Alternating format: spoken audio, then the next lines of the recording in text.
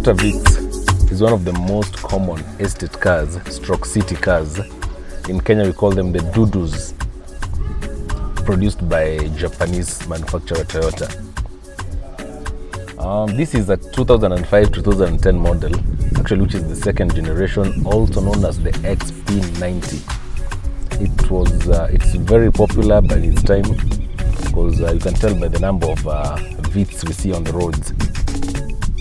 The Vitz is the highest selling city car among its competitors. That's you have the Honda Fit, you have the Nissan Note, you have the Mazda Demio. Among all those cars, we have that the Vitz is the highest selling in terms of number of sales. So this is based on Toyota's reliability of the engine, suspension and transmission, of course, also giving it one of the best economies in the market. Has the 2SZ engine, which is a 1300cc or 1.3 liter, as you may call it, with the CVT transmission. It's a very powerful engine for this body size, for the size of this car, for the weight actually, and it can do well for the long distance hauls, as opposed to the other variants that offer the 1KR, which is a 1000cc engine. The CVT of this car offers a very smooth drive. That can be felt when you're driving this car, that it's very smooth and you won't actually even feel it changing the gears or moving, which is something that most of the ladies or the younger generation that's the target of this car, that's what they need. They don't really need to feel the car moving and changing gears, of course. Let's have a quick look and see what this car has to offer, maybe on terms of the practicality of the car. And as noted before, this car offers a 1300cc engine, which is a very simple 2SZ engine, very reliable, of course. And this one, you can see it has been used for a while. No problems, of course, but they usually have some little timing chain problems. But anyway, nevertheless, it's still a very reliable engine. I would really recommend it over the 1000cc engine because of the reliability that comes with it. Though many people will prefer the 1KR, the 1000cc, that is, because of the extreme fuel economy, which is almost at par with most hybrids, of course. So when you look at the interior, it's very practical and simple, full of Toyota's DNA. Here we have a very simple dash with the dials, with the centrally placed gauges and the speedo. It's centrally placed as opposed to those placed just behind the steering wheel, which is, of course, it's practical. You can have a good look at it without really without really diverting your mind from the road. It has very minimized blind spots, especially when you talk about the A and B pillar here. There's very little blind spot I noticed when you're driving it. Here we have a simple gear lever and a traditional handbrake stick there. It offers one, I don't know whether it can be called a cup holder or what is this, but it can place a bottle, of course.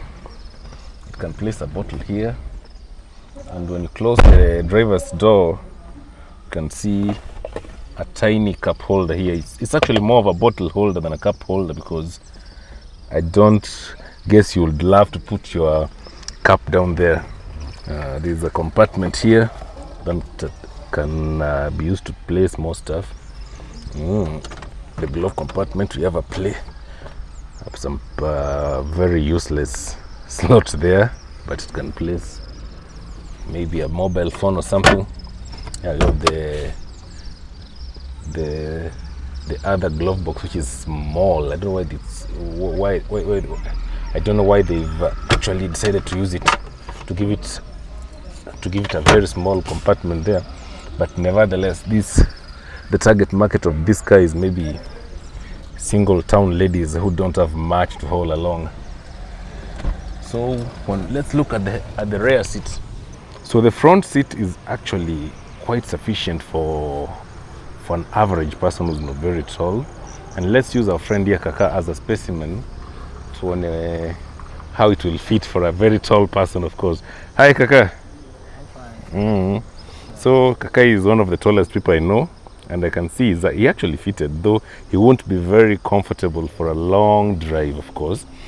And how do you find it behind there? No, I'm okay. You're okay? I'm okay. Sure. Yeah, it's not so badly off, but I can see it's a bit squeezed down there. So the boot is also sufficient.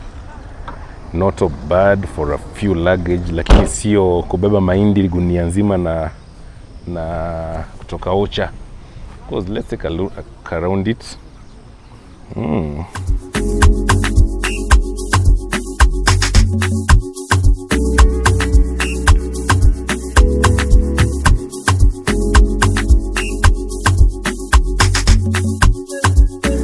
The rear bumper correctly placed, so there'll be less probability of it falling off because of the very short departure angle.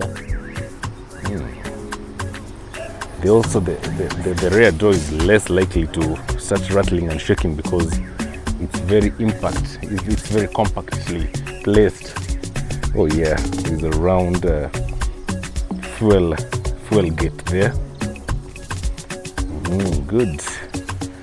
So we are in the village, so the tires might be might be muddy. Yeah, it comes stock with a size 14 rims, and you can see the attack angle there is also very short. The probability of having it scrapped off is very minimal because of the very short attack angle, of course. My parting shot on this particular car, which is the Toyota Vitz, also called the Toyota Yaris. It's a very practical car, very economical, quite spacious, of course, and very probable for town driving. And this 1300cc unit is also not very bad. It's actually good enough for long distance hauls.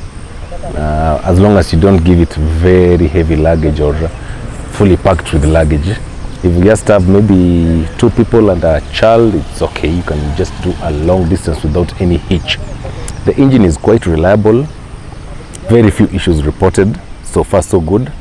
And this car having been around 15 years on the road, that shows that it's a very reliable car, of course. And nothing has been replaced. No engine replacement, no transmission replacement, and so it's a car that I would recommend if you're buying a second-hand locally used unit. So far so good. My name is Joe Tai. Don't forget to subscribe. Check out for more reviews. Till next time, ciao.